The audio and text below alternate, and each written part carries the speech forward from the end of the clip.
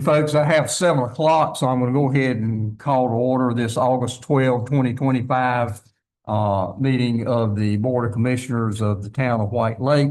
And I would ask, first of all, that you bow your heads for the invocation. Dear Lord, we wish to thank you for giving us the opportunity to be able to gather here this evening to discuss the business of our town. We ask that you guide and direct us as we attempt to do your will and to do those things that are in the best interest of the citizens of this town. These things we ask in Christ's name. Amen.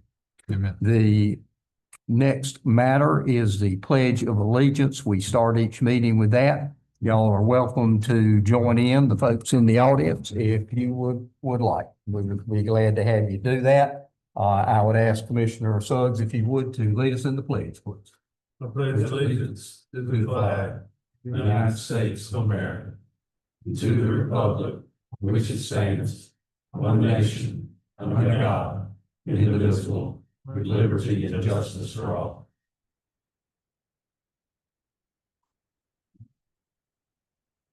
All right, the first item that we have on the agenda is the approval of the consent agenda items. I think all of those are pretty cut and dry. I don't know if you have any questions, but I would ask that you, Sean, if you would give us a little update as to item C, because that contains a fairly high utility release, and wanted everyone to know that that was actually a software error. So if you would speak to that briefly, please. Yes, sir. You'll see item C in the July utility releases totals $35,802.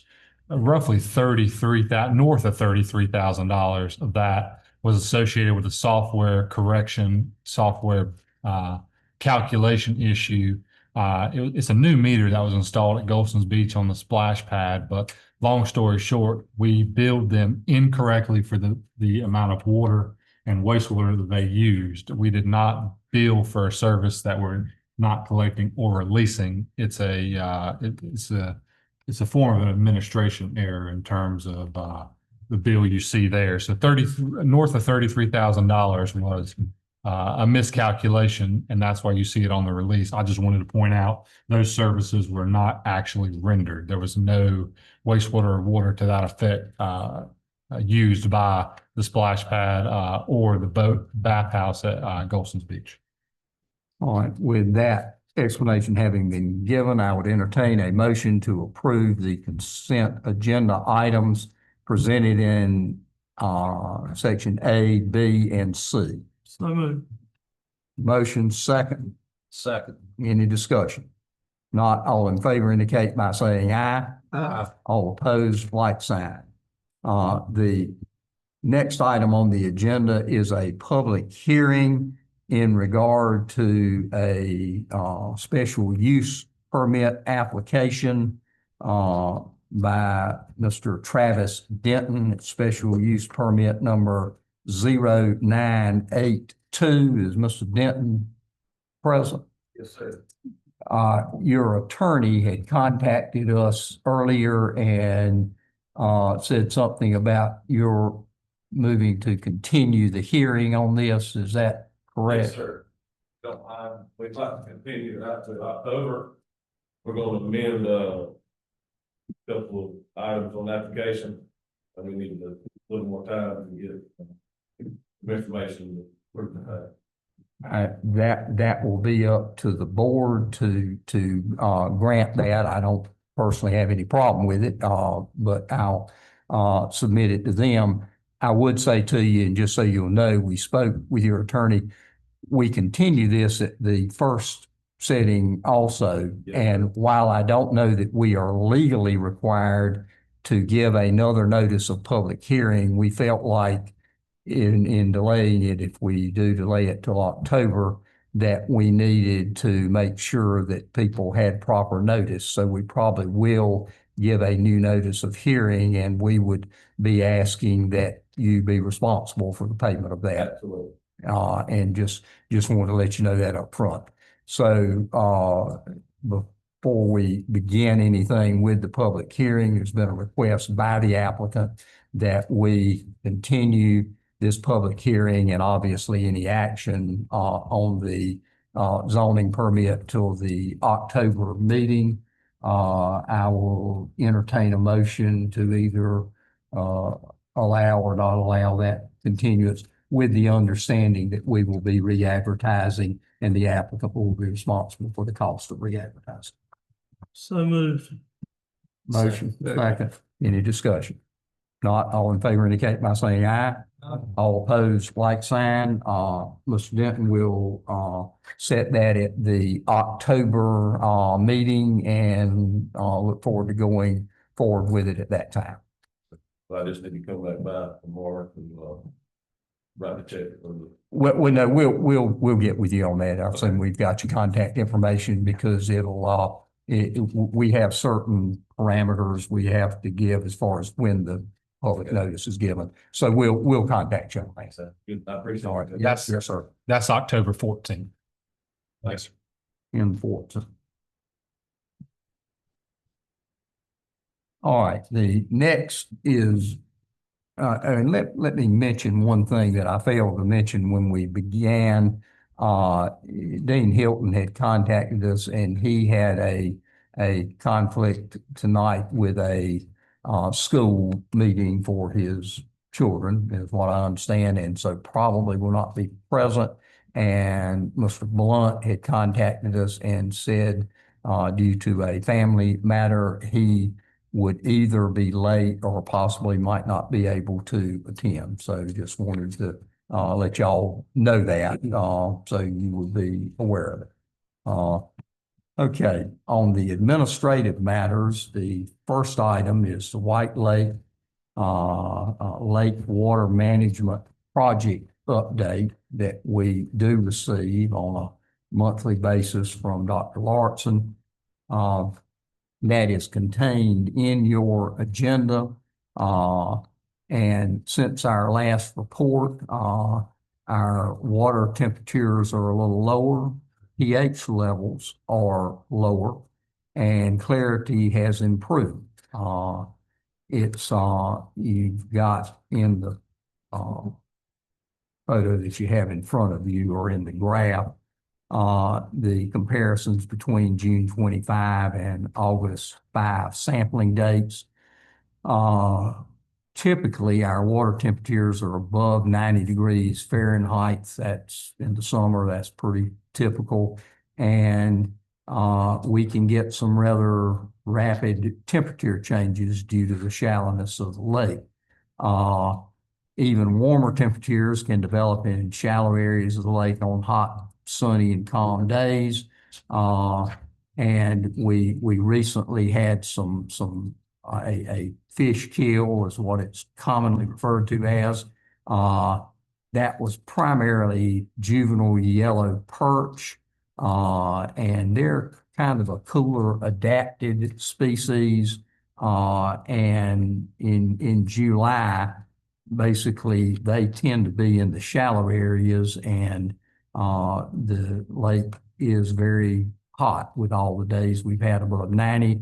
And so that is the reason for the fish kill. There was some things, I think, on social media about oxygen deprivation. We have tested that. There's not any oxygen deprivation that we're aware of. It's just that the fish were in the shallow part of the lake, which became very warm, and they don't do well with that. Conversely, cyanobacteria likes it hot. Diane had been concerned that conditions of higher temperatures, available nutrients, higher pH might initiate a new filamentous cyanobacterial bloom in a repetition of what was seen in 2017. So we have been measuring for that. Fortunately, we haven't seen that at this point, but we have to keep a close eye on it, and that's the reason we do the regular testing. When we're getting a lot of photosynthesis in the lake, as has been happening in the last month or more and happens every summer, the pH levels go up because as the photosynthesis occurs, it drives up pH level. The drop that you see in pH on August the 5th occurred also with an improvement in the Secchi disc measurement of water clarity. And all of that indicates, which is a good thing, that the phytoplankton population is gradually diminishing, and that usually helps some with our lake clarity. You'll see a graph at the top of this page. It's being displayed, and it shows, looking from the top, how far down you can see and still and observe the Secchi disc, which is just a white disc on a pole that's put down in the water until you can no longer see it. And as you can see, the depth in feet is about just a shade over 4 feet at that time. We've got a photo taken at Lake Place on August 5th, and it shows relatively clear water as you go out. It shows really rough looking water in close to the shoreline, which we saw last month as well. And you've got some white material on top of that, and it's lake foam, which is kind of like sea foam. It's a naturally forming occurrence, and it's just not dispersing because that dark color, the black you see on there, literally with that amount of sediment close to the shoreline, really gets almost a rubbery feel to it, and it keeps the water from mixing. So that's the reason you're seeing that occurring on top. And in addition to the making comparisons over the course of the year, we also try to compare conditions from year to year, and we've got some comparisons on that. We have a lab specialist out of Burlington with Spirogyra who identifies the phytoplankton in the lake, and we take measurements of that so we can calculate how much biovolume is found in a given volume of the lake water. The less there is, more clarity we're going to have. But that's the most precise way to make comparisons. And as you see, we have not only comparisons within the year, but from year to years. And she's completed one of 3 samples so far. Indicates despite the elevated pH level, the June phytoplankton biovolume was lower than what was seen in 2024. And again, that's a good thing for us. And basically since 2019, we did the alum treatment in 2018, the dominant phytoplankton group has been desmids, which have historically occurred on a regular basis in White Lake. That's probably the most generally occurring thing.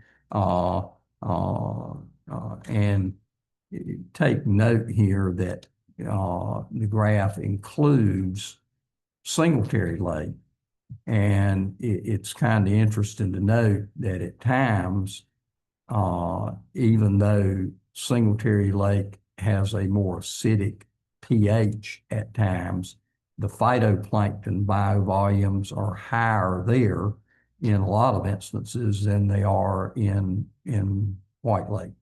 And so we not only do comparisons from year to year, but we try to get some sampling from an adjoining lake to help us get our information together. And we provide this to the state and try to work with them. We are continuing to work at the current time to keep a close eye on the cyanobacteria, because not to get too involved in this, but that's the reason we did, and the state allowed us to do the alum treatment in 2018, because we had a cyanobacterial bloom. We were not aware or did not find that he produced any toxins, but cyanobacteria is capable of producing toxins. It's commonly called blue-green algae, but it's not an algae at all. It's a cyanobacteria. And so we keep a close eye on that. Again, that's the primary reason that the state allowed us to do the alum treatment when we did.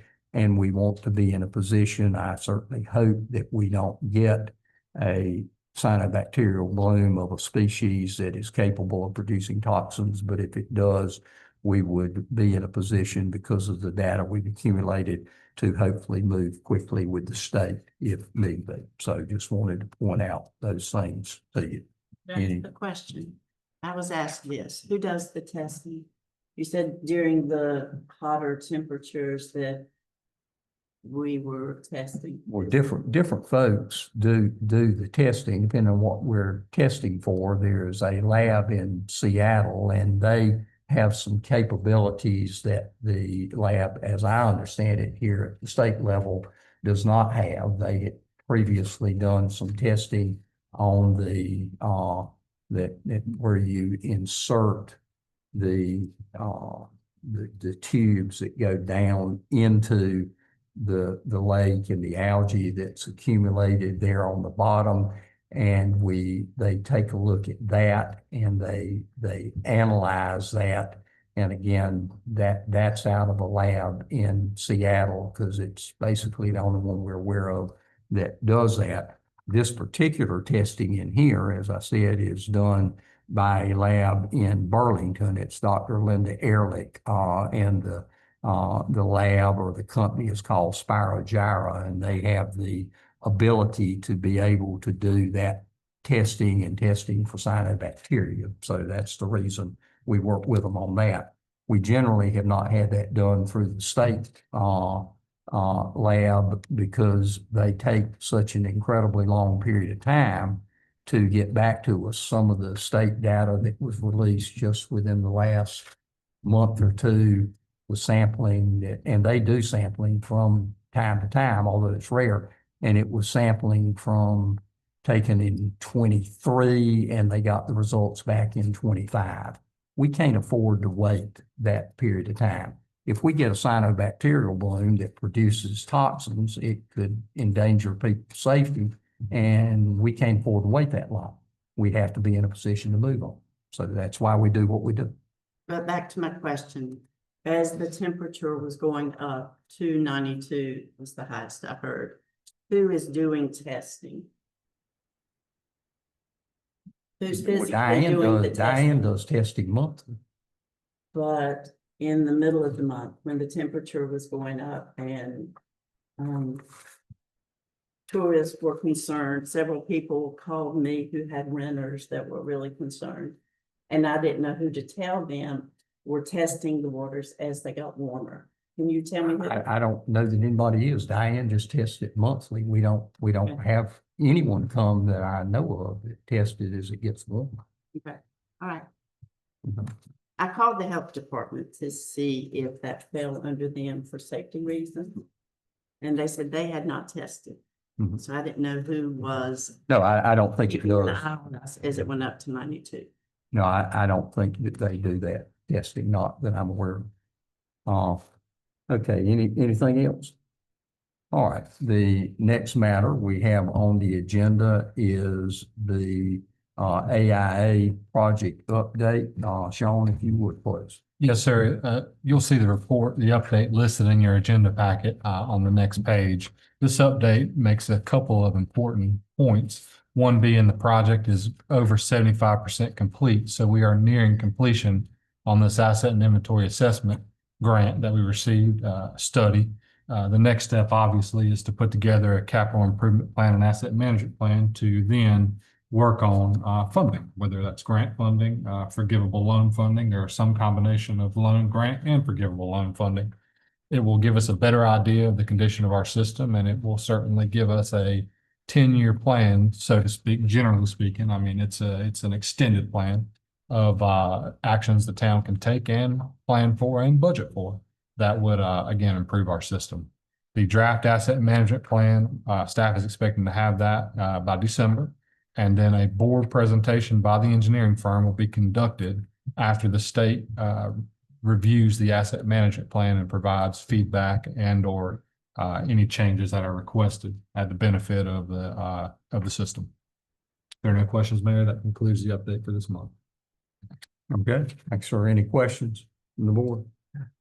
If not, the next item under item B is the Water Clarity Advisory Board has made the recommendation to appoint Mary Clark as a member to fill a vacant position with a term of August 12, 2024 through July 2028. We put those on staggered terms. In line with their recommendation, I would entertain a motion to approve the appointment of Mary Kay Clark to fill that position. So moved. Second. Motion second, any discussion? Not all in favor indicate by saying aye. Aye. All opposed, like sign. Item C is to reappoint Paul Norris as a planning and zoning board member. I will say that Paul has been a very active member of our board, asking to be reappointed for another 3-year term.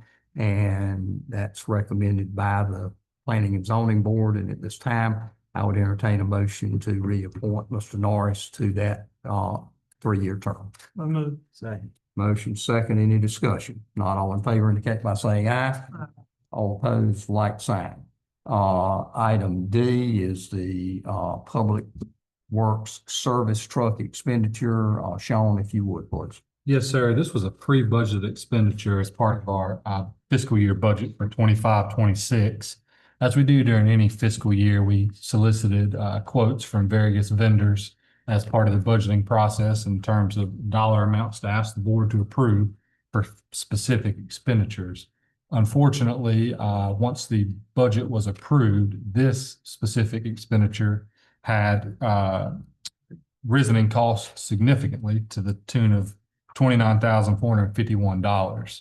I do want to point out to the board, this is water and wastewater funds. These are separate from general funds. This is a service truck to be used on our water and wastewater system. So this is general fund being primarily funded by ad valorem taxes, and water and wastewater fund being primarily funded by water bills or any type of money associated specifically for the purpose of water and wastewater utilities. Having said that, there was some surplus in our water and wastewater fund at the end of last year. If you recall, staff did not ask for any water and wastewater rate increases this year for a couple of different reasons, but there was surplus money available and we felt like we could use that to our benefit moving forward in lieu of asking for a rate increase in the 25-26 fiscal year budget. On that note, we had roughly $90,000 of surplus in wastewater, primarily due to projects that were pre-budgeted last year that were unable to be completed for a number of different reasons. Contractors or subcontractors not being available to do work or not being able to meet certain guidelines. Some projects just simply not feasible. So on that note, this staff is asking the board to reallocate $15,000 out of the water surplus and $15,000 out of the wastewater surplus to the tune of $30,000 for the purchase of the public works truck expenditure to go along with the $90,000 that was budgeted in the fiscal year budget. If there are no questions, staff would ask that the board approve the expenditure request as presented. All right, at this time, I would entertain a motion to approve that purchase. So moved. Second. Second, any discussion? If none, all in favor indicate by saying aye. All opposed, like sign. Item E is the item for action in regard to the Travis Denton special use permit. That item is rendered moot at this point since we did not conduct a public hearing, and it will be on as an action item at the October meeting, the same time as the public hearing is held, because we can't go forth with any action on a special use permit without having gone through a public hearing. That brings us up to section 4, our ordinances and resolutions. Sean, if you would, if you'll begin with item A. Yes, sir. For item A, that's resolution 2026-01. This resolution aims to accomplish two goals. First and foremost, to declare the 2009 Dodge Charger currently utilized by the police department as surplus. That vehicle is no longer in service with our police department, and therefore staff would request as the second goal of resolution to dispose of this item via electronic auction utilizing Gov Deals specifically. If there are no questions, staff would ask that the board adopt resolution 2026-01 as presented. So moved. Second. Motion second, any discussion? Not all in favor indicate by saying aye. All opposed, like sign. Sean, if you'll take item B. Item B, resolution 2026-02 is an annexation, a voluntary annexation petition request from Deborah Owen Revocable Living Trust. There are some members representing the trust here in the audience tonight in the event that the board has any questions specifically for this agenda item or item C, the upcoming agenda item dealing with this. But long story short, there are 13 parcels at the end of East Oak Street that the petitioner is requesting that be annexed into town via the voluntary annexation process.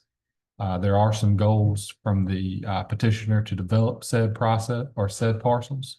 But as the first starting point of annexation, staff is asking the board to issue a resolution, that being resolution 2026-02, to direct the clerk to investigate the petition. That's the first step in the voluntary annexation process. And on that note, you will see there's some language from General Statute 160A-31 highlighting the voluntary annexation process for board awareness. And you'll also see item 4B as in boy -1 being the actual petition received from the applicant requesting the voluntary annexation. If there are no questions, staff would ask that the board adopt resolution 2026-02 in directing the town clerk to investigate the petition as presented. So moved. Motion second, any discussion? Not all in favor indicate by saying aye. Aye. All opposed, like sign. Item C. Item C is 2026-03. This being the request to fix the date of the public hearing for the question of annexation pursuant to General Statute 160A-31. It should be noted at this step, there are three primary steps to annexation, just as a refresher to the board. The petition to investigate, or excuse me, the direction to investigate the petition by the town clerk, the fix of the public hearing date to receive feedback from the public on the question of annexation. And then finally, the third step being a town board decision on an ordinance to extend the corporate limits if the board chooses to do so at that time after the public hearing has taken place. As noted, item C is the public hearing for the question of annexation. And I do want to point out to the board, this is contingent on a satisfactory petition once the investigation has concluded of the town clerk. If there are no questions, it is again for the 13 parcels, and staff would ask that the board adopt resolution 2026-03 to fix the date of the public hearing in September, contingent on the results of the petition. So moved. Motion second, any discussion? Not all in favor indicate by saying aye. All opposed, like sign. Shown item D on outstanding purchase orders. Item D, budget ordinance number 2026-01. This is pitching and catching in the most simple terms. And by that, I mean the board approved last year in the fiscal year for the budget corresponding for the expenditures of police equipment, $3,961, and a police server upgrade for their RMS system, $19,930. Those funds were not able to be expended, although they were allocated during our last fiscal year. So they rolled over into unappropriated fund balance as part of governmental accounting. And now staff is asking to catch that request and expend those items in this fiscal year with the appropriate governmental accounting. In other words, the money was not able to be expended last year and thus is carried over to this year. This is just accounting for the transaction. If there are no questions, staff would ask that the board approve budget ordinance amendment 2026-01 as presented. Motion Second, any discussion? Not all in favor indicate by saying aye. All opposed, like sign. Item E. Item E is budget ordinance number 2026-02. This is for an emergency repair in the administration building. We had an HVAC unit that decided to cease to exist. It no longer worked, in other words. That unit was 25 years old. It had been here since the creation of this building. So I think it's safe to say we did get our money out of that system. Having said that, we had $28,000 set aside in our capital reserves and general fund for different type of expenditures related to the maintenance of town hall building. And thus, staff is asking the board to allocate via approving budget ordinance amendment 2026-02, $8,614 out of the $28,000 of capital reserves to repair the HVAC unit as presented. So moved. Motion second, any discussion? Not all in favor indicate by saying aye. All opposed, like sign, shown item F. Item F is budget ordinance 2026-03. This is an emergency repair. We did have a collapsed line take place on Bledsoe Road. This is it started with a sinkhole. It's been an ongoing issue. Staff has had to fill the sinkhole several times, and we've been on standby for any type of emergency related items that would have been occurring for any type of sewage spill. Thankfully, we've not had to address any sewage spill. We did receive quotes on a repair. That repair, as you can see listed in your budget, is for the sum of $20,000. Russell Hickman would be completing that repair and making that line whole again on Bledsoe Road. Just as information to the board, we have $569,000 set aside in capital reserves for any unanticipated sewer line repair projects. If there are no questions, staff would ask that the board approve budget ordinance 2026-03 from the capital reserves in wastewater for emergency repairs as presented. So moved. Motion second, any discussion? Not all in favor indicate by saying aye. All opposed, like sign. On next item. Item G is budget ordinance number 2026-04 in the sum of $6,750 for administration dues and aquatic control. These are representative of Dr. Don Martinson's services. This is for the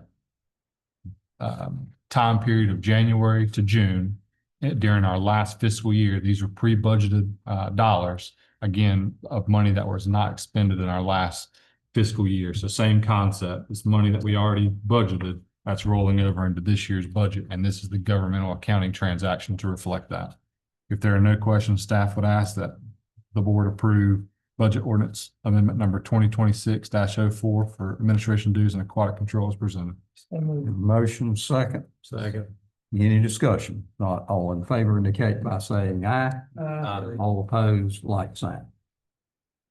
Item H is budget ordinance number 2026-05. This is the aquatic control for the purchase of the Liza Van Trust Track on White Lake Drive in the sum of $76,187. As you recall, this expenditure was approved at a previous town board meeting for the sake of purchasing the land that drain into the first, I say first, but they're coming from Town Hall and White Lake Drive, the first outlet into the lake. And staff asked to purchase that, again, if you recall, for purposes of preservation as well as utilizing that land in any type of lake management project moving forward for the benefit of White Lake clarity and quality. This is the governmental accounting transaction to account for those dollars that were spent. If there are any questions, staff's happy to entertain them. If not, staff would ask that the board approve budget ordinance amendment 2026-05 for the purchase of the Liza Van Trust Track as presented. So moved. Motion second. Any discussion? Not all in favor indicate by saying aye. All opposed, like sign. All right, the next item under other business is the departmental briefings and reports for the town administrator's report, finance, post office. All of those are included each month in our report, and they are available to the general public at any time upon request. It's just a matter of some of our accounting that we do, and that's public information which is available to all of you. Item B, Commissioner Hawley had sent in some, requests that she wanted 10 items, on, this meeting. And so we have put that in your, in your binder.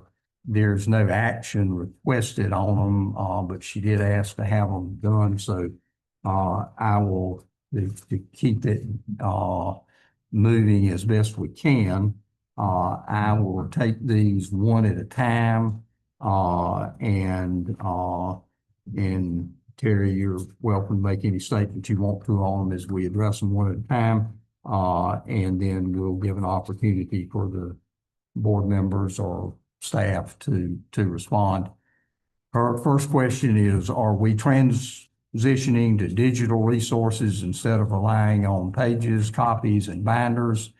Staff agrees with me that it would be a lot less work for them. What are the plans for this? Is there any action plan? If anyone would like a copy, they are free to print one. Any statement you wanted to make on that? Brought it up last month, but nothing, no action was taken, no discussion. I would just like for us to move into 2025. I think going paperless would benefit the work in office. And I've only been doing this for a year and a half, and I've run out of room to put all these pages. Yeah. Well, to answer your questions, I don't know that we have any plans at this time for digital resources. And I mean, it is available digitally if anybody wants to copy it. I know over in Elizabethtown, where I serve as town attorney, we looked at this, hadn't been too long ago. The town board over there didn't want to do it because they like to receive the paper copies so they could take notes. And also we have the expense of purchasing tablets for each one of the board members. And as you point out, if anyone wants a copy, they're free to print one. And so, I mean, that's all I can tell you on it. I'll let Sean give any information he's got, and any of the board members welcome to join in. And then again, as I said to begin with, if you want to put it on as an agenda item for action, you're welcome to make that request. Sean, anything you wanted to add? Just to add to the cost associated, IT cost, subscription services and device cost is something to be aware of there. We do produce the agenda digitally every month. So if any board member would not like to receive a paper copy, staff is happy to oblige with that request. Nothing farther. Any board members have any matters on this? If not, then we'll move on to the next one. And again, if you didn't ask for any action items on it, so if you want to put this on as an agenda item, you can make that request.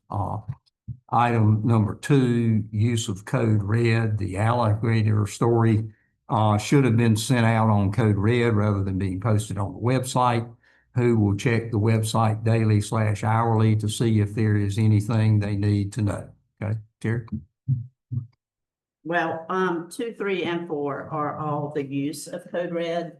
I didn't realize we only had 39 people who had signed up for that. Hopefully with push, we'll get more people signed up. I know some have signed up today. But yes, I believe that when something is happening in our town, as when there were 2 alligators found at the lake, that people need to be made aware. I feel like they should get a text alerting them of that.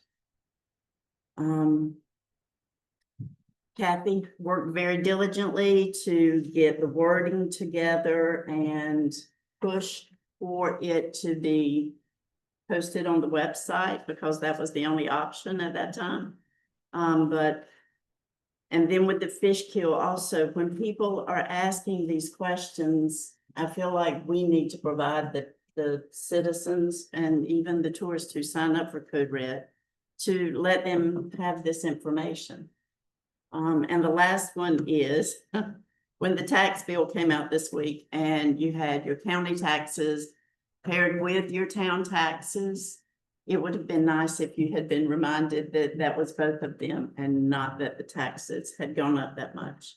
I just see Code Red as an opportunity for us to reach out and let the citizens know things in when it's pertinent information. Yeah. First of all, in regard to the alligator story, of course, my response to that would be, and you are correct. Kathy Kinlaw, who was here, called me up. We had a good discussion on that. Kathy came up with some information. I asked her if she wanted us to put her name under that to give her credit for it, and she said no. She just wanted to help the lake out. So we did put it out so everybody can see that.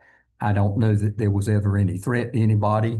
One of our commissioners, Jake, along with the state, who we notified immediately, came, and I was only aware of one alligator, but they removed that, and we haven't seen anything since. And again, my feeling is that we need to keep Code Red for a true emergency. It's generally for a tornado warning, a shooting that occurs, some severe weather. And I think if we get too much into the use of Code Red, like you asked, for example, another Code Red message needs to be sent out regarding the tax notices that were delivered this week. Please explain that the county and town taxes are combined. We've sent out a lot of information letting people know that is combined. I certainly don't think that it goes under Code Red because, again, I think that ought to be indicative of what the name implies, that it's for an emergency. And I think if we use it for non-emergency matters, then again, it's like the boy that cried wolf. And when we need somebody to pay attention, nobody will be paying attention. And then the other one that you pointed out was that for Code Red, send out a message about fish kills. See the example White Lake Friends posted on their website. This information included in that should have been a message the town sent out. Well, I mean, personally, I disagree with that because, again, I don't think it was an emergency. It may have been to the fish if we wanted to send out information about how to give them mouth to mouth to save them. But as far as it being an emergency to the people who are here in White Lake, I don't think it is. And again, I think it's an overuse of that. There are 39 people that are signed up for it, and I think we ought to use that if in fact it is a true emergency. So those are the three things dealing with Code Red. Sean, any comments that you've got? Just to state some of this information, like the taxes, the combination of taxes will be included in the annual letter that's sent out every year. That letter will also be posted online. But that hasn't gone out. The tax notices have. Any major changes like that are usually addressing. Any board members have any comments on? Yeah, I would just say that maybe Code Red isn't the appropriate vehicle to use for that, but there probably ought to be some type of communication on something like that. And then if you got to have that if you're going to have that communication, you got to have somebody who's well versed in that and says the right things and uses facts and does it pretty quickly. So that's something I think we should probably take as an action item. Okay. Yeah, again, if any of y'all want this put on as an action item on any particular thing, we need to have that submitted to the town, a suggested action to be taken on it, and any supporting information like we do with any other agenda item that we consider. Commissioner Evans, just for clarification, are you speaking to something along the lines of social media being an action item there, or what type of response? I don't know if it's social media. I don't know if it's identifying when you send out a Code Red that it's not a red item, it's a yellow item. I mean, something like that. I think there could be a reasonable way to do it that we could communicate with a lot of people that wouldn't cost us a lot of money. All right. Item 5, the town needs a social media presence when the fish kill and the water. With the fish kill and the water temperature, a lot of what is being posted on Facebook is inaccurate. I certainly agree with that. Terry, anything else you want to comment on? Well, let me pair it with number 6, inventory the methods of news exchanged in the community, including all social media. This was part of the 20-year plan. The town needs a Facebook page to advertise events, share PSA, severe weather warnings, weather updates such as hurricanes. Since the website calendar in the chamber is the chamber calendar, we need something that's just White Lake. Both of these things, 5 and 6, I feel if you think code red it would be boy crying wolf, then there are so many other ways we can get information out there. So why don't we try some of those others for something you think is not a mass shooting? Hey, Sean, you got any other, comments on this before I ask for anything from the board? I mean, Sean and I have been looking for some time at, Facebook page and need to respond on social media. And so, Sean, if you would. Yes, sir. I would say we're very actively working on social media and it is forthcoming. In fact, we've got a meeting in early September to discuss implementation of said social media. I couldn't agree more. I think it's important to address misinformation, and that could be a very important tool in our toolbox as staff to address some of that. On that note, I do want to take just a second in light of addressing some misinformation that was put out there, and maybe as an update to the public as well, when it comes to DEQ funds, specifically for funds our lobbyists may be looking for, or wastewater funds that, in people's opinion, we may not be doing a good job getting those funds, or any type of lake funds that could improve our lake. I just want the public to be made aware of a couple of facts. And then once you have the facts, I think you can decide for yourself. State revolving loan funds are the #1 way to receive wastewater monies from the state at this point in time. Of course, you can go through an appropriation route that does pertain more to the lobbyist specialist, and we are actively working on those. I will say that with any type of relationship, these things take time. We have not had a presence, at least since I've been at the town, at the state legislature through an appropriation request directly for White Lake up until this point. So we are making progress there. I think we're making a lot of progress. I'd relate it to a football terminology of we've got this project at the goal line. Now, of course, you got to cross the goal line and score a touchdown. So having said that, the state revolving loan funds are monies that are made available every year through DEQ for water, wastewater, and a couple of other stormwater is in there, albeit not funded heavily. But anyway, in our last funding cycle, there was 184 applications received, 51 of those being for wastewater. I want to let you know that there was $1.6 billion with a B requested at the state level for those 184 applications. And out of those $1.6 billion that were requested, 239 million with an M were funded projects. Of those $239 million funded projects, $39 million of that was principal forgiveness. So 200 million of it was loan money. And in a separate pot, there were $17 million awarded to viable units and distress units. White Lake is neither one of those classifications. All that is to say that it is a very competitive process at the state level. I think there was some information put on social media about why staff is not attending training sessions. Well, staff attended a training session yesterday. We attend one every year, but this is the information we continue to get. I also want to follow up and just let the public know that the town of White Lake has the 10th best application in the state for a wastewater project, 10th out of 51. The problem with this is the town of White Lake has already got $5 million of debt service, accounting for phase 1 and phase 2 sewer sanitary improvement projects. With our application scoring as high as it does, we have received an offer for more loan money. Right now, it doesn't make a whole lot of sense to add more debt service. In other words, a loan offer is something the town can acquire tomorrow for the sake of quote unquote getting a grant. But we are still working through strategy and funding ideas to maximize the town of White Lake's utility customer monies so that we don't have to raise rates and we don't have to look at extending past our comfort level. But I did just want to give a brief update as to let you know, number one, staff is actively looking for grants to improve our wastewater for the sake of improving our lake quality and clarity. And number two, we're going to continue to pursue appropriations when appropriate and continue to turn over every rock that's available. On that note, we do have a project in the federal budget through the Clean Water Drinking Act, and we have a project as an appropriation in the state budget.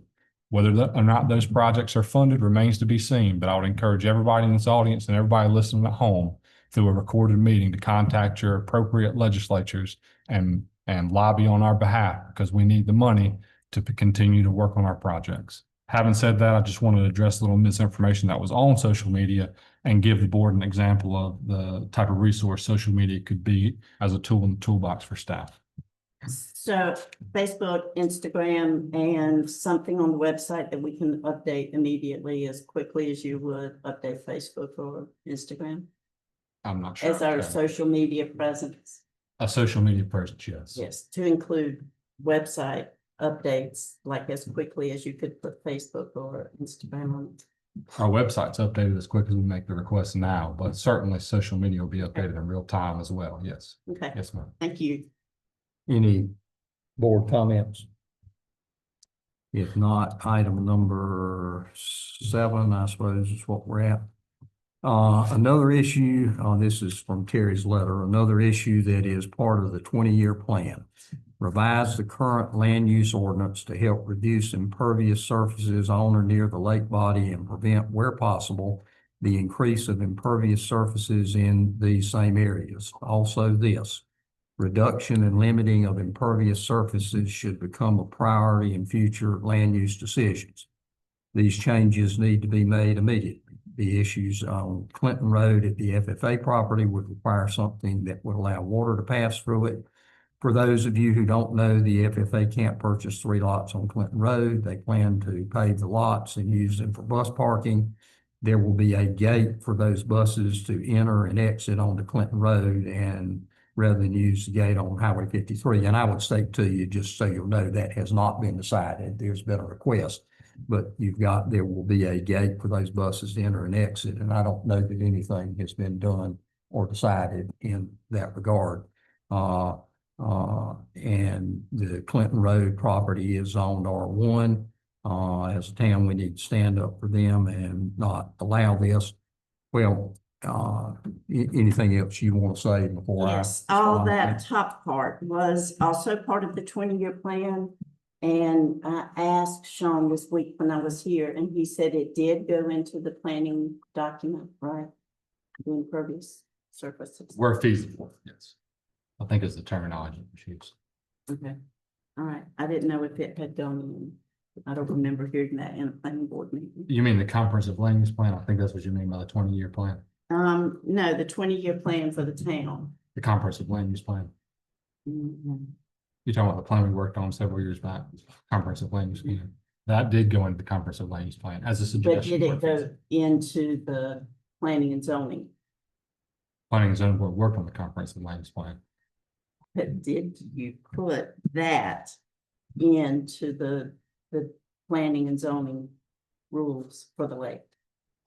I'm not sure I understand the question. Again, it's in the comprehensive land use plan, which was adopted and recommended by the planning board, recommended by But the if planning it's board. in this adopted by the- document and they're building the parking lot over here, are you going to go back and look in that document to see if it's okay for them to build that? Well, the comprehensive land use plan absolutely is a tool and resource for the board of commissioners when considering special use permits or any type of planning and zoning related issues. Having said that, and what I think Mayor Womble's fixing to address is the zoning code itself has a set of rules that are to be followed. Now, having said that, we're working through the process. What's the FFA camp on, R1? R1, primary residential. And it's not used as R1, but it's basically grandfathered on use at this point.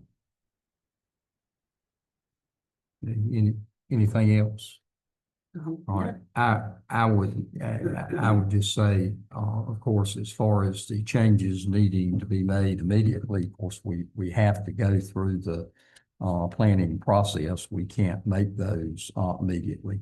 I would say too, that as far as the Diane Lauritsen has recommended to us several times, and she continues to recommend that we do what we can to help reduce impervious surfaces. And we're trying to take her comments into account also, and we'll be working with the planning board on that as part of the stormwater plan that we're doing, because that's really where that comes in, is in the stormwater planning. And yes, we are looking at that, and yes, we have been working on it.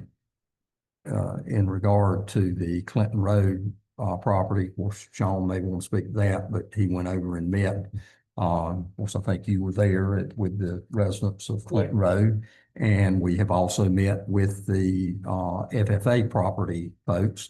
And we are looking at this with both groups to see what we can be worked out. We're also looking at our ordinance and the statutes that apply to that, so that we handle it in a legal and proper manner. And again, we're working through that. This issue has just recently arisen, and I certainly understand. I've talked with a couple of folks on Clinton Road, and I understand their concern with that, and we will do like we have always done, and address those concerns and take a look at it, bring that to the board, and look at it in the manner that we should. Any board comments on it? Okay. Mayor, can I just say, staff is going to continue to use all planning and zoning documents and reviewing all planning and zoning decisions, special use permits, permits by right, variance requests, anything that comes under the planning and zoning. Mayor Womble did address the stormwater ordinance, which will have additional language geared at pervious versus impervious, built upon area, various types of tools in the toolbox. So to speak, that would address drainage concerns, and primarily hope to keep runoff out of the White Lake, but also flooding concerns and things associated with stormwater. So I did want to point that out, but here again, just to reemphasize the point I made to Commissioner Hawley, staff is continuing to work through the request. And at this time, that's where we're at with it.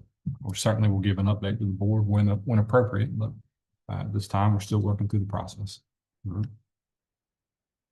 If nothing else from any of the board members, item A, reduce the speed around the lake on Highway 53, Highway 701, as on White Lake Drive. Reduce speed coming from town at Wamsquam intersection where the suggested 45 begins. Terry? So as we're working on trails for around the lake, the speeds concern me. And I'm wondering, is that a conversation we have with DOT? Oh, we've absolutely had lots of conversations with them. If you'll recall, the speed limit was very recently lowered on Highway 53, because it was from where you turned off 701 and went past the water slide or water park. It was 55, and it continued 55 down to Waterford, and then at Waterford it became 45. I will tell you two things. One, we worked for years to decrease the speed from where the intersection of 53 and Lake Road is at Camp Clearwater. And we requested many times to the state that they reduce that to 45. They have certain guidelines and procedures that they follow dealing with the amount of traffic coming in and so forth. And after some period of time, they did agree to change that to 45. After that, I did contact them, and Sean and I worked to see if we could get them to extend that from Waterford right on out to 701. We did get them to do that for safety reasons, and that hasn't been long ago. And in addition to that, we had asked the state and they agreed. We put up no parking signs, or got them to put them up. You have in here for us to reduce the speed. Well, of course, we can't reduce anything. It's not our roads. It's state roads. But we got the I didn't state say we, I just said reduce the speed. reduce. No, it's not Yeah. you who does Yeah. that. And so we got the state to put up signs along their right of way for no parking where the water park is, so that we could also reduce the chance of someone crossing there and being involved in an accident. And again, we're able to get them to do that. Now, I rather seriously doubt they're going to reduce the speed again on Highway 701. We can certainly request, but generally what I do is talk with them from time to time and try to work with them on it. And you know, the DOT can be very beneficial to us in a lot of ways, such as their recently approving us some grant funds for doing a sidewalk here at the lake to extend our path. So we like to keep a good working relationship with them, and I certainly don't mind asking them again on it. We do that on a regular basis. Do what? Replacing those drains at Lives. Yeah. Huge expense. Yeah, absolutely. That is a huge expense, and they're talking about doing that with us. So, you know, they're very good at working with us, and we'll continue to do that. Okay, anything else on that? All right, next on Terry's list is add pedestrian crossing lights so traffic will stop for pedestrians on White Lake Drive. Anything you'd want? No, is that another thing we need to talk to DOT about? Well, we'll have to, because we can't put pedestrian crossings out on there. It's their road. So yes, we can talk to them about it. If you will recall, in our streetscape plan that we did, had the engineers do, there are several places that call for crossings, and we have talked with DOT about that, and we'll continue to do that as we seek money for our streetscape plan, which we want to try to tie in with our stormwater plan, so that we can not only improve the appearance of this area, but also be able to get rid of some of the water that would otherwise be standing on folks' property. So we're trying to do that. As far as adding the crossing lights, we would definitely need not only state approval, but the funds to be able to do that. I certainly don't want to give you the wrong amount, and I can check on it, but I know when the town of Elizabethtown put in the lighted crossing that extends from Line 1 Park across Swansea Street to the Lloyd Park on the other side of the highway, they put in, they were able to get funding to put in a crossing with lights there, and it was somewhere well north of $50,000 to put that in with the lights and all. So it's I'm not saying it's not a worthwhile thing, and we are working on it and have been working on it for some time to be able to get the funds to do that, Terry, and we will continue to do so as diligently as we can. Any board comments? If not, item number 10,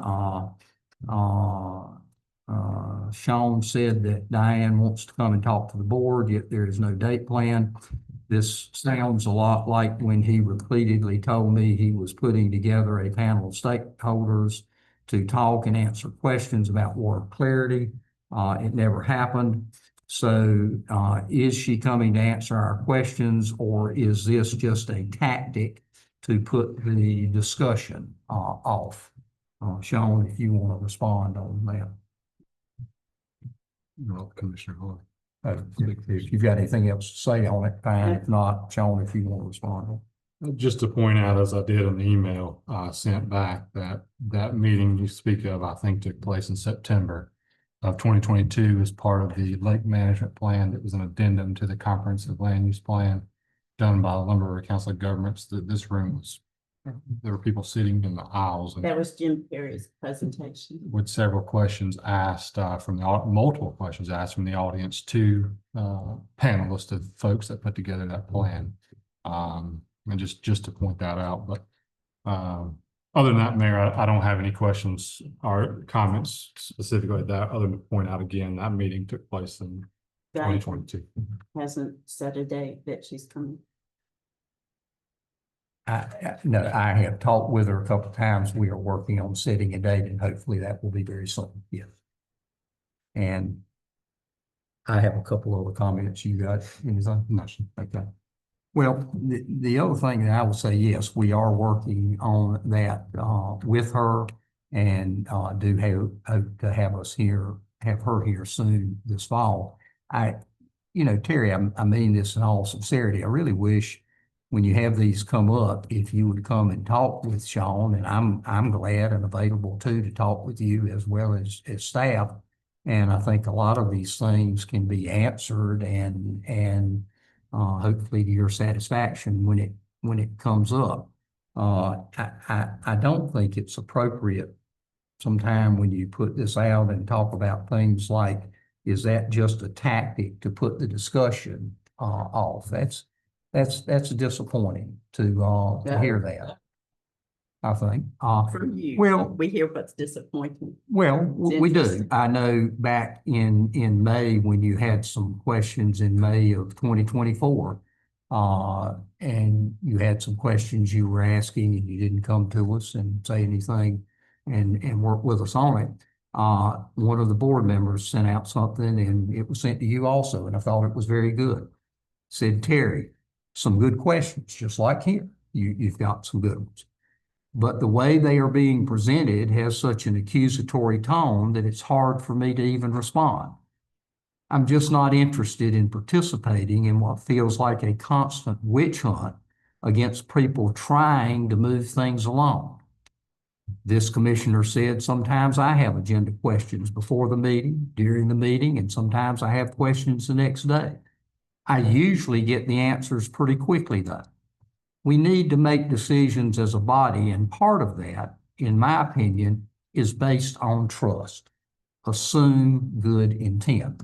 And I would hope you would do that with the board that you are working with, and we will certainly try our best to have good intent also. And I am available as Sean is, if you want to meet with us at any time, and we'll continue to work together with you, see if we can address these things. Oftentimes when I email Sean, he gives me an answer and that's the end of the discussion. I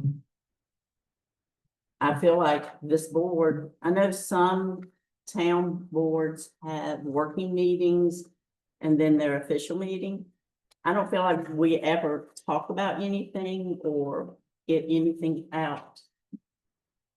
I feel like business just goes on and we sit here and go, motion approved, all in favor. I feel like there are things that if we discuss them, that we might find better ways of doing things. Well, if you'll come talk with us about it, and if there's something we can't resolve, we can certainly put it on the agenda for having a discussion. I think another way of looking at that and moving things along is indicative of effectively and efficiently conducting a business meeting for the town of White Lake, which I always try to do. Are you through with the list? I have one more thing I'd like to So discuss. it's your list. So yeah, that was the last one on your list. So are you to the point in the meeting where you say, are there any other items that need to be discussed? I can, but Okay. The advisory board for recreation started last month and have been working very hard. There's an RTP grant for trails that the deadline is September 5th. Aaron, our chairman of that board, was speaking with someone who has read that grant in the past. She said that we have a very good chance and encouraged Aaron to continue working on it. we were going to go to the county commissioners to ask for money, but county commissioners are giving favors to other entities at White Lake, and I just hated to ask them. So you said we have grant money. I heard you say it a while ago. We have monies that are available for grants. Maybe advisory board. And it's a long shot. I mean, we haven't written a grant for trails in quite a while. Long shot. Can the town give, was it 20 or 25,000, Sean? 25. Yes. So on behalf of the advisory board, I'm asking for $25,000 that would be matching funds for a grant. It would move the trail from the beginning of Turtle Cove past the park. I'm sorry. I thought that money was given to us for Liza. Can I hear you? The grant money. I said, I thought that the money was from the county was given to us No. for Liza's property. I thought it was, I wasn't saying the county gave us money. Okay. I said there's another entity at White Lake that is going before the county commissioners this month, and I didn't feel like I needed to go to them with this also. Here, I think we'd have to look to see if we have funds available. You know, one of the examples I would give you is, and y'all may have just recently come across this, but Dale and the fire department most every year has a $25,000 matching grant program that they apply for, and we take that and we put it in the budget, and sometimes we get it and sometimes we don't. And if, you know, it's very beneficial if we get a heads up to put something in the budget for a grant match. And I don't know if we have the funds or not, so I reckon to answer your question, we can certainly get staff to look at it, see if we have anything available. And had you, you know, come and just simply asked us that, I would have told you the same thing, and we would have tried to look at that. Yeah, Good, thank you. yes, ma'am. Sean, help me with my memory from. Yeah, I there's a went couple to the county, and the county agreed to give us, but it was to be used for. Lake the management. Liza Van. I'm not talking about that money in any way. Oh, so wait a minute. This is, wait a minute, this is not a back and forth here. No, We're I not. was just saying if we had the money, I was making sure we had that money. The county, I think what you're talking about, the county did give 50,000 to our lake management fund. If that's what you're asking, the answer to that is yes, they did. And we use that in increasing that amount. We are working to build that amount in the lake management fund in the event that it becomes necessary to use that. When we had the alum treatment come up before, we had to expend north of $750,000 in order to do what we needed to do to address that cyanobacteria bloom. And we were able to do that. And it didn't put us in a whole lot of favor with local government commission. And we are now no longer on their watch list, and we are building up our reserve account that we have on that, so that, as I mentioned earlier when I was going over Diane's report, that if we get a situation like that arises, we would be in a position to hopefully move on it quickly and have the funds to be able to do that. And that's where those funds went. Yeah. Can I address this, Marilyn? Sure. I know it's not a back and forth. I just want to bring the whole conversation out for public input, not public input, public information. Commissioner Holly and I were working on this RTP grant behind closed doors, but since we're going to talk about publicly, I just want to make sure everybody has all the facts. I will say that, yes, it is due September 5th. As I put in the email to Aaron, if you might recall, there's a resolution that is associated with any type of grant that basically obligates those matching funds in the budget as a budgetary vehicle, so that those funds can't be spent until the conclusion of the grant process, whether it's awarded or not. Obviously, if it's awarded, the grant money would then be obligated for that purpose. The matching funds The important thing on the RTP grant, as we talked about a little bit behind closed doors, and I've tried to articulate to the advisory board, but I'll do so again in this setting. It's a $100,000 maximum grant for construction-ready projects. And what's important about that, because I don't want anybody to have any type of false notions, any type of misconceptions tonight. We are working on applications for the multi-use path, and we're looking for money everywhere we can. We had a local act request submitted to our legislature this year alone, again, as part of that lobbyist conversation I mentioned earlier, as a way of trying to look for grant dollars on our multi-use path. Up until we got the core grant and then the NC state plan that was associated with the core grant, we had a boardwalk that was in our phase 2 section of our multi-use path plan. The boardwalk alone was over $700,000. The entire project was north of $1 million as a result of that $700,000 expenditure on the boardwalk. The NC state plan removed that boardwalk. The reason that's important is we do not have a construction-ready project to apply for any grant at this point in time.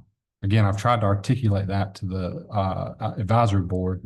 I've encouraged the advisory board to keep recommending grants. It's an amazing resource, but I think it's very dangerous when we start putting out misinformation and letting folks know that we're looking for things that are just simply not feasible.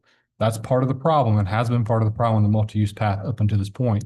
As I briefly mentioned in an update I gave in the past, we are very hopeful moving forward that now that the boardwalk has been taken out of the phase 2 section, we have a feasible project once engineered and construction ready. Shovel ready is a term you'll hear a lot that designates a construction ready project.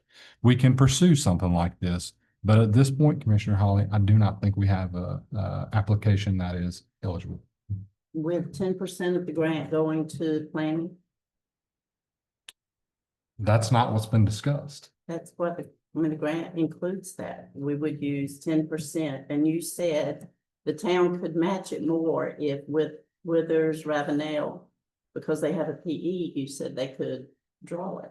Well, here So that would again, be- specifically, I said we should look for a feasibility study on, it's a separate project that Withers Ravenel could help us on, or any other engineer that we have an on-call agreement with.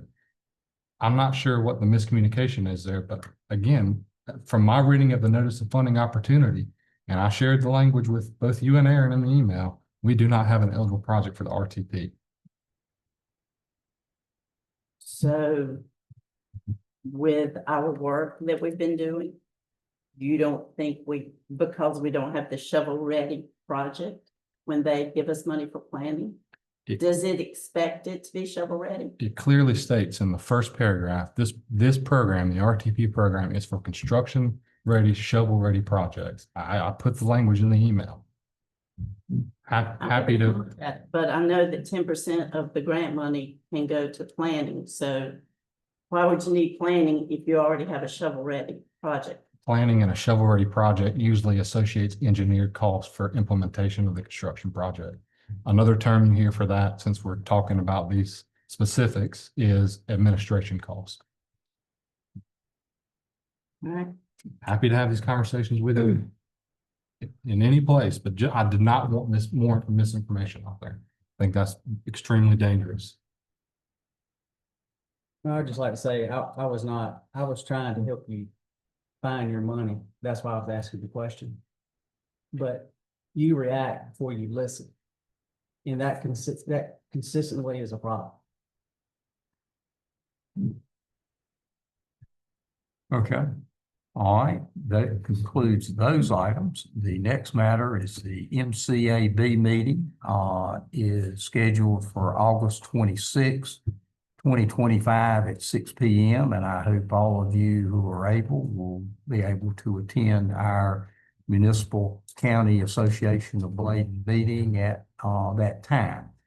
In item D, the United States military will be conducting training exercising utilizing the lake on the following dates: August 27th, September 11, and September 17. And we always try to work with them, and we'll be getting some information out on this just as a sideline thing if they are doing, and we'll try to let folks know if they are doing some of their low altitude helicopter jumps. It's a great thing to carry kids and grandkids And it's a really fun thing for them to see. So we'll try to see, what we can do to get some more information out on that as it becomes available, to us. Item E is discussing the, launch of our new customer interactive, portal for utility billing. We've now gone to, our Black Mountain software in order to, do that. And, estimated launch date is September 1, 2025. We'll be sending notice to utility customers, and hopefully that will make that, process easier. I will tell you that the municipal complex will be closed on Labor Day. That's Monday, September the 1st, for the observation of the Labor Day holiday. As always, we have a, water wastewater person, on call. We post that at our town hall, and it's available in case that we have an emergency, come up. At this time, we are at the open forum section of our meeting. If you wish to address the board, you have 3 minutes to speak. You need to come forward to the podium, state your name and address, and again, you're given 3 minutes. Yes, ma'am. Yes, Paul. My name is Donna Clark. And my family lives in house at 113 Clinton Road. I'd like to speak to you very briefly about these issues. My two families, the Barn Hills and the Clarks, have both had homes on Clinton Road from almost the beginning. And my parents built their house in 1956. So we have lived there almost 70 years, and we have been close neighbors with the FFA folks, and we have got one for the most part. I mean, the worst thing that ever happened with that, Sean McClure's rooster used to wake us up every morning at 5:30. I hate to say I remember that, Donna, but Well, I do. 'Cause my bed was the closest to his house. So I want to tell you two things really quick, because I'm afraid I might forget them. The person who's over the FFA camp is Josh Bledsoe at NC State, and he is coming to the FFA camp at 1 o'clock on this Friday, to meet with us. And I think it's in that building out toward near the road, but I'm gonna let the clerk know in case anybody wants to come. And the other thing is the lot being sold and being a planned bus parking lot sort of sneaked up on most of us. And that may be our fault, but all I know is I came home one weekend and there's no trees on that lot after all these years. And so I think that the plot, and I will call it that, to make a bus parking lot in our neighborhood is pretty far advanced. And of course, we have an overabundance of lawyers in our neighborhood, 2 of whom are my children. One of whom is Joyce Goodenstar, who told me today that this bus parking lot is, against the rules, that it's a violation of trust to the residents. I don't know how the zoning is expressed. It's an R1. I don't know really what that means, but I will tell you, it's pretty far along. This business of them coming out onto Clinton Road is not going to work. And I have written a memorandum to that effect, and the clerk has copies of that for each of you. I think it is unnecessary, and I think it's inconsiderate, because Clinton Road is not very wide. And I do want to make it really clear that I'm not criticizing anything about the town. Those folks, they're capable and they're careful. But when they're on the road, you can't get by. It's that you have to drive off into somebody's yard a little bit to get by if the garbage truck, say, is in there. And so we have Clinton Road is just not really the 2-lane road. And I don't know where they came up with the idea to bring 20 buses out on the residential street. But I do think that it's just almost intolerable to think about. That the one, our newest resident, this middle-aged woman, whose front porch will be 15 feet from the exit that they would like to have. And I just ask you to read the memorandum that I have left you, and to consider sending someone to the meeting at 1 o'clock on Friday, and I will confirm that with the clerk. And I'm speaking for myself, which is all I can do. But I do think it was fair to say that folks would have thought. Donna, we don't normally make a response on it, but I will tell you briefly, we are carefully researching this issue. Our town attorney is working on that.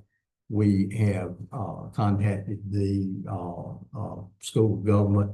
There are, I don't know about what your neighbor who's attorney said, but there are some legal issues here that we're having to deal with. This often comes up in zoning matters.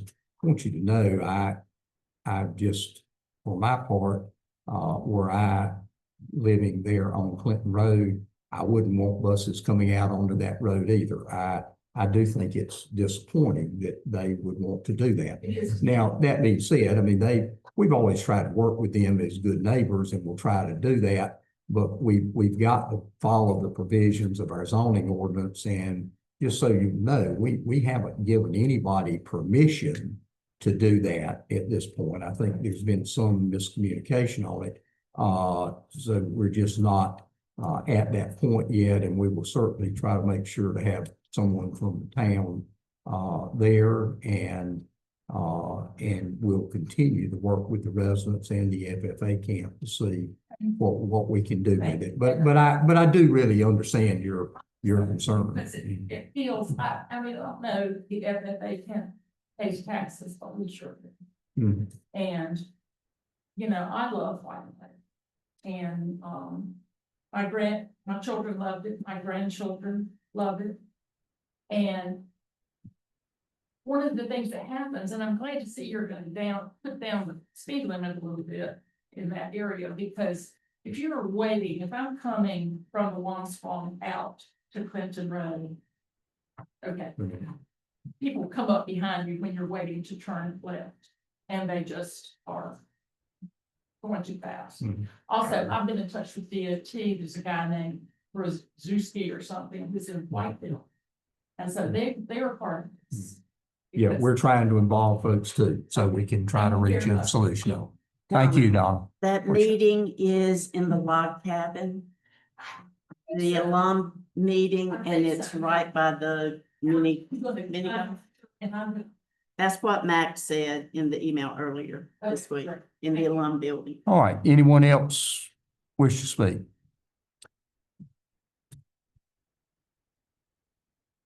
Jonathan, I'm gonna call time on you now, 30 minutes. 3 minutes. I didn't call time on Donna. She's a lot better looking than you are, but you go ahead. We'll give you 3. Well, thank you. I'm Jonathan Langston. I help run the park across the road at Holiday Resort.